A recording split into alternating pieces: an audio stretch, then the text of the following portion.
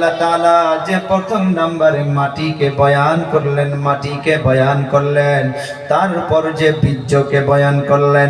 জানতে হবে সারা পৃথিবীর মানুষের ভিতরে যত মানুষ খাদ্য খায় সব কিছু জমিন থেকে হয়, ধান মাটির থেকে হয়, চাউল মাটির থেকে আল্লাহ সৃষ্টি করে, শাকসবজি মাটির থেকে আল্লাহ তাআলা সৃষ্টি করে।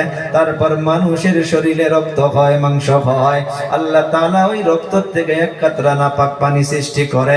চলুন এই পানিটা কোথায় থেকে আল্লাহ তাআলা বানায়? পারা নাম্বার 30 সূরাতুত তারিক আয়াত নাম্বার 7 এর ভিতরে দরদের আল্লাহ তাআলা জানান, ইয়াখরুজু মিন বাইনিস সুলবি ওয়াত তারাইব,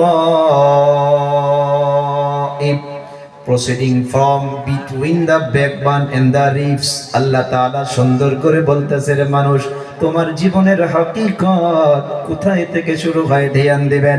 আল্লাহ তাআলা বলে, রে পুরুষ, তোমাদের যেটা পিঠের মাধ্যমে লম্বা একটা রিডের হাড্ডি রয়েছে, এই হাড্ডির থেকে আমি আল্লাহ তাআলা এই বীর্যটাকে, এই নাপাক পানিটাকে আমি আল্লাহ তাআলা তৈরি করে দেই। সুবহানাল্লাহ বলা যাবে না?